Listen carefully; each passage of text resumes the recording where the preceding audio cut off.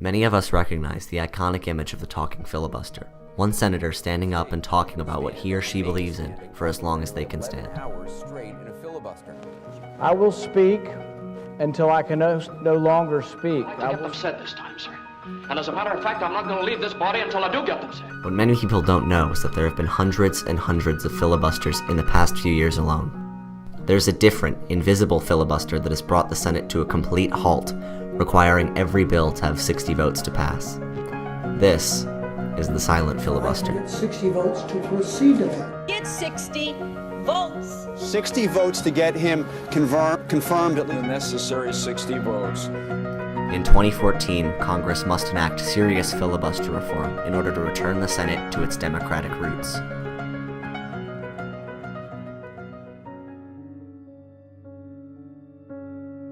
Before talking about the filibuster today, we have to look into the Senate's past.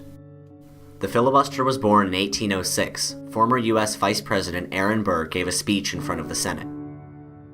The filibuster came about quite accidentally because of a rule change that had been engineered by the mischievous Aaron Burr. During the course of his speech, he told the senators that they should remove the previous question motion from the Senate. The previous question motion would, quite simply, if passed by a majority, end debate and begin votes on a bill. After having removed the previous motion question, senators realized that there was no way to end debate. They realized that if they kept talking, they could stop all business in the Senate. Thus, the talking filibuster was born. The filibuster was not in the Constitution, and the founders would have most likely been opposed to the idea. Many of our nation's founders hated the idea of a supermajority requirement in Congress, which is what the filibuster has required. The founders would be scandalized to see the way that business proceeds or fails to proceed in the Senate today. They've really lost a sense of bipartisan comedy and cooperation to get things to move forward. In 1917, after the urging of President Woodrow Wilson, the Senate adopted a cloture rule. Cloture is a motion to end debate. As adopted in 1917, it took 67 votes to end debate on an issue. This means that if 67 senators wanted a filibuster to end, they would pass cloture.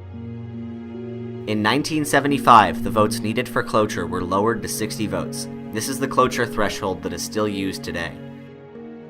However, for a long period of U.S. history, the filibuster was a rarely used procedure. Between 1840 and 1900, there were only 16 filibusters. The filibuster remained a rarely used procedure throughout most of the 20th century. During his time as Majority Leader, Lyndon Baines Johnson faced only one filibuster. Current Majority Leader Harry Reid has faced more than 400.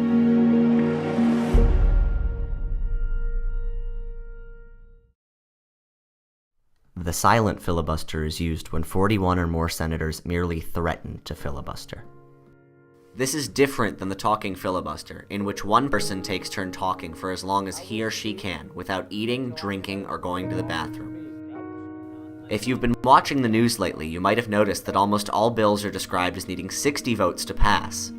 This is because cloture is passed in order to end debate, to prevent a filibuster, meaning that 60 or more senators must vote to end debate on a bill just because there is a threat of a filibuster. By taking time to vote on cloture, senators are taking time away from working on the issues that are important to our country today and will deeply affect our future. The use of the silent filibuster has become considerably worse under the presidency of Barack Obama. The Republican minority in the Senate has used this process exponentially more than any other Senate. Since Barack Obama has been president, cloture has been filed more than 447 times. To make matters worse, as the usage of the filibuster has increased, the number of bills passed in Congress has decreased. Important legislation dealing with the pressing concerns of the nation have been stopped from passage because of the filibuster. Without the filibuster, the President's Job Act, the Buffett Rule, the DREAM Act for illegal immigrants, and a public option for the Affordable Care Act would have been passed through the Senate. Whether or not you support these proposals, they should all have had a chance to be voted on and passed by a majority of the people's representatives, not obstructed by the minority. The Senate deserves a chance to conduct the business of a nation, not wade through a mass of obstruction. So, What can be done to reform the filibuster and make the Senate a more democratic institution? There are many proposals on the table. Senator Jeff Merkley of Oregon is a leading Senate advocate for reform. Really, I'm proposing that we do a couple things. We get rid of the filibuster on motions to simply proceed to a bill. That's debating whether to debate, so you're wasting a ton of time to no value. We get rid of it on conference committees. If the House has passed a bill and the Senate has passed a different version of the bill, the two sides should get together immediately and resolve those issues.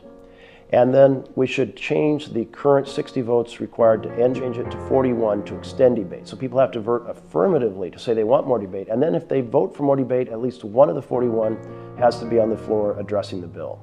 This creates a talking filibuster rather than a silent supermajority barrier.